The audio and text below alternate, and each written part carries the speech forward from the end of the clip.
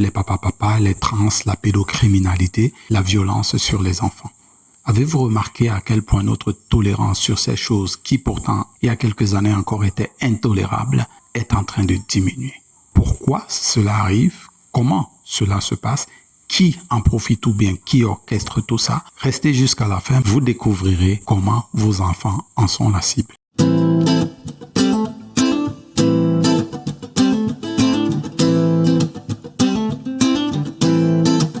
Beaucoup de fichiers Epstein sont dehors.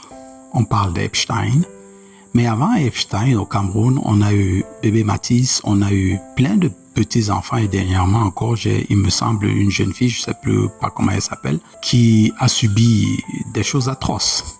Cette brutalité sur les enfants, ces abus divers sur les enfants, on les voit de plus en plus. Et si vous pensez que c'est anodin, ce n'est pas du tout anodin. Mais en plus de cela, comme je le disais à l'introduction, le phénomène des papa, des transgenres, de la pédocriminalité avec les fichiers Epstein, les phénomènes bizarres sont de plus en plus en train d'être mis à la face du monde. Et beaucoup de gens passent là-dessus, oh, ça ne me concerne pas, nous sommes occupés par notre vie, nous avons nos propres difficultés à régler, ce qui se comprend. Mais derrière tout cela, il se cache un tableau bien triste et bien trop noir pour que je ne puisse pas consacrer une vidéo là-dessus. Et la vidéo que je vais consacrer aujourd'hui, je vais la consacrer sous l'égide du livre « Les maîtres de la manipulation » de David Colon. C'est un livre extraordinaire parce qu'il montre comment, petit à petit, les masses sont conditionnées. Et il retrace l'histoire depuis le début du XXe siècle jusqu'à aujourd'hui. Comment est-ce que cette manipulation s'est opérée? Comment est-ce que ça a évolué jusqu'à nos jours? Et c'est extrêmement intéressant. Et donc, nous allons voir 3 points intéressants qui vont nous amener au point où vous allez découvrir que vos enfants sont des cibles d'un piège terrible. Commençons par le premier point.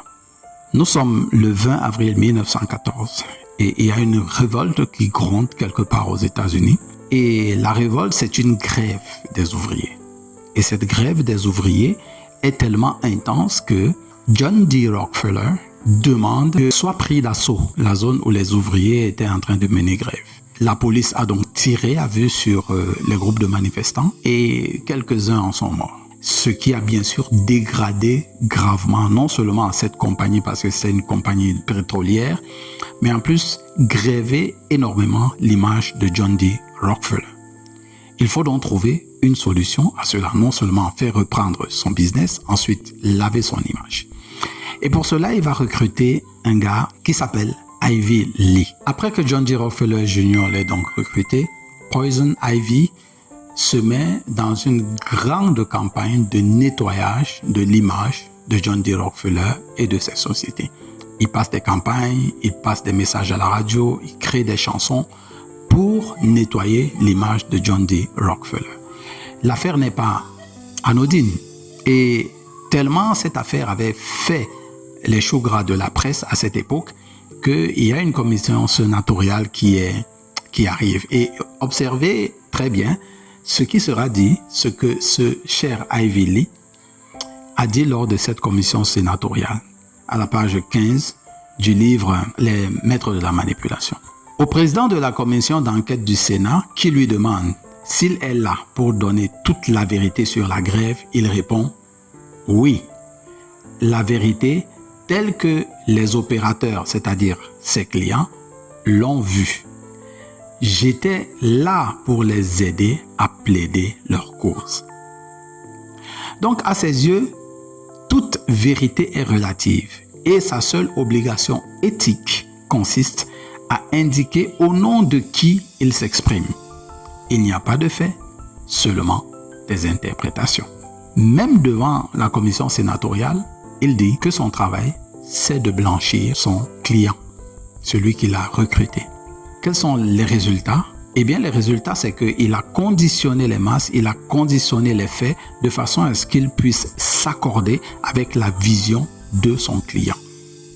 Il est allé jusqu'à accuser une vieille dame de 82 ans de prostitution parce que c'était le chemin à passer pour purifier le nom de son client. Et donc, à ses yeux, rien n'était important. si ce n'est la vérité telle que vue par son client. Alors vous allez me demander, mais en quoi est-ce que ça concerne notre enfant? Ne vous inquiétez pas, nous allons y arriver. Passons au deuxième point.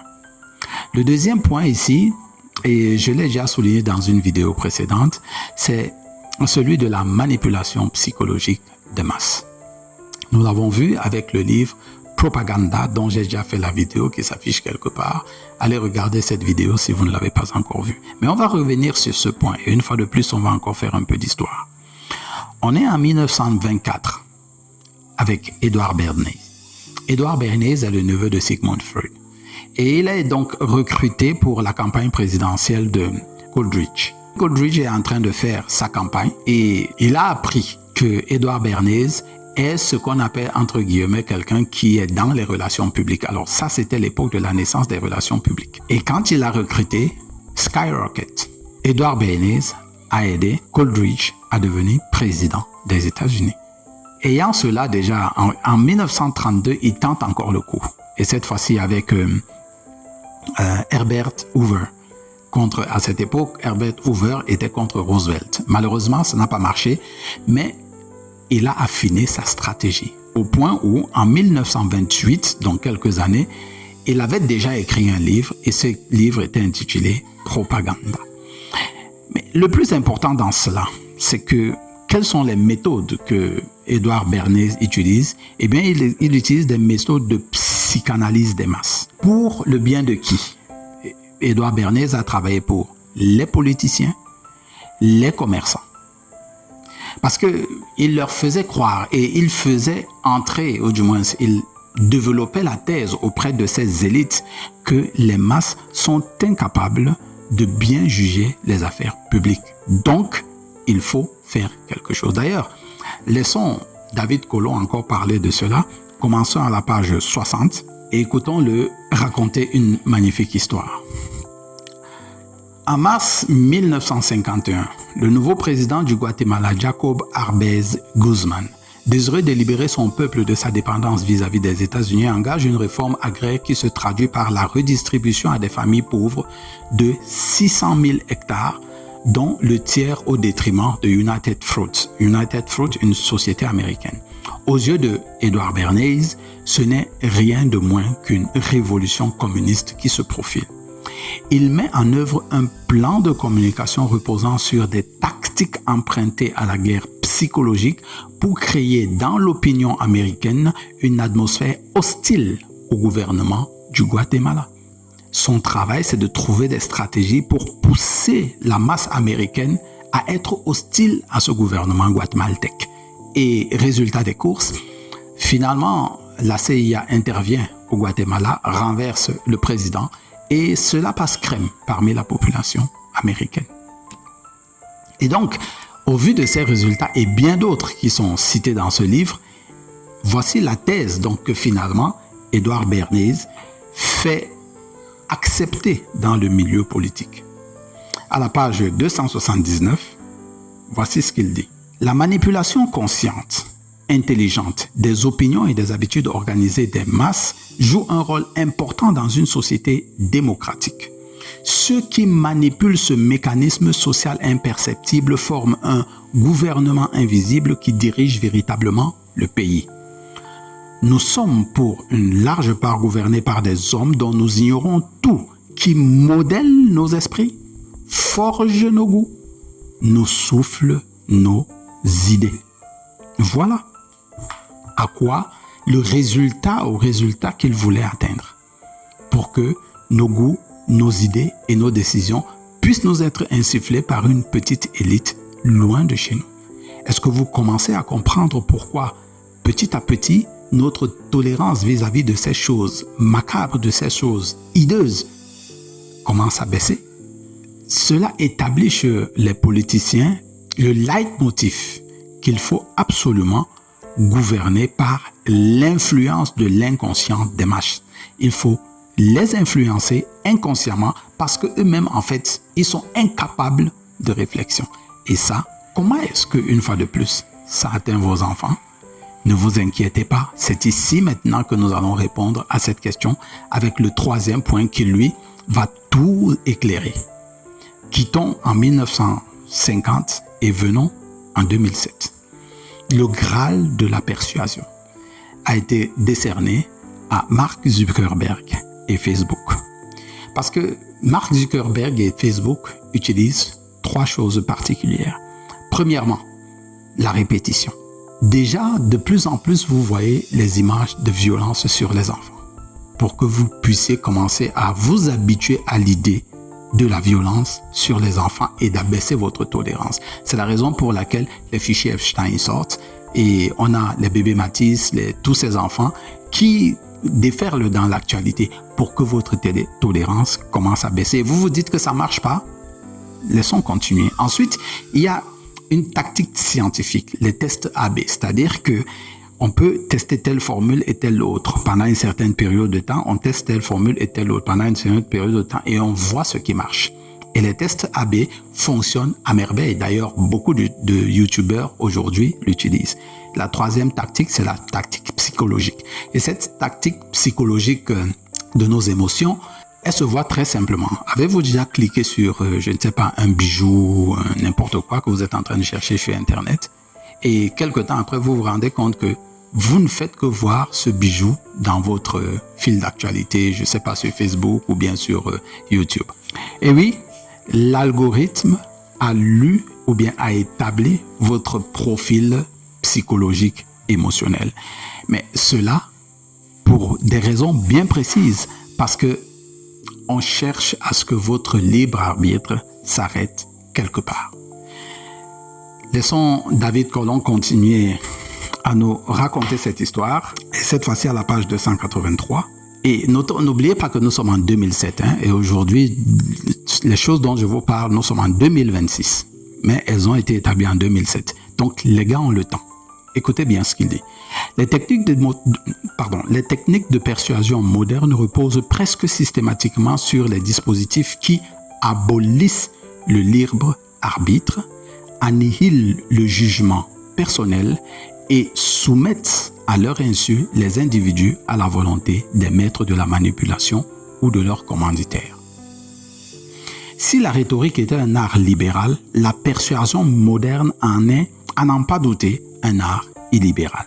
Et si, comme l'écrivait Kant, les Lumières se définissaient comme la sortie de l'homme hors de l'état de minorité, c'est-à-dire l'incapacité de se servir de son entendement sans être dirigé par un autre, l'ère de la persuasion numérique de masse désigne le retour de l'humain à un nouvel état de minorité, entendu comme l'incapacité d'agir sans être secrètement influencé. Oui, l'objectif c'est d'être secrètement influencé. Et sur qui est-ce que on met la priorité? Eh bien, sur vos enfants. C'est pour ça que je vous disais tout à l'heure, notez, nous sommes en 2007. Pourquoi? Ils ont le temps de répéter encore et encore et encore. Regardez, n'est-ce pas la génération de 2007 qui est dans l'adolescence, sortie de l'adolescence aujourd'hui, qui sont devenus des adultes? Ah oui, mais qu'est-ce qu'elle nous offre comme scénario? Simplement parce que la répétition a fait son travail, les tests AB ont fait leur travail et la psychologie émotionnelle a fait son travail. Vos enfants sont la cible, nos enfants sont la cible parce que avec cela installe un biais cognitif et directement, cela influence les décisions qu'ils peuvent prendre dans leur vie. Et à un moment, ils vont croire, c'est moi qui ai pris la décision, mais ils ne se rendent pas compte que depuis 2007, ils sont conditionnés à prendre la décision selon ce que le commanditaire a choisi. Alors, que pourrons-nous dire en conclusion de cette vidéo? En conclusion de cette vidéo, c'est qui fait tout cela? Eh bien, 2 sortes de personnes, les politiciens et les commerçants. C'est eux qui orchestrent tout ça. Pourquoi est-ce qu'ils le font? La raison est simple, pour l'argent et le pouvoir.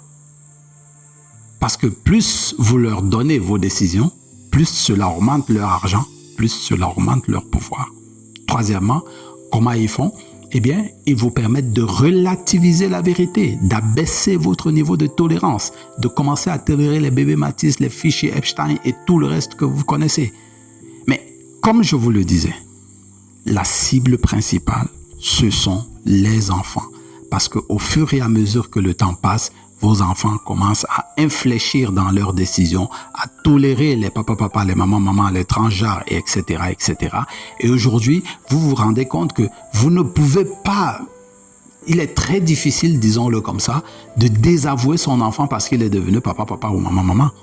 Mais on oublie qu'il a subi l'influence depuis les années 2000 jusqu'à aujourd'hui pour pouvoir trouver cela normal, s'identifier à un rat ou bien un ananas, être transgenre, être papa ou maman, tolérer au fur et à mesure les violences et les abus sur les enfants, accepter finalement la pédocriminalité. Mais comment est-ce qu'on peut s'en sortir?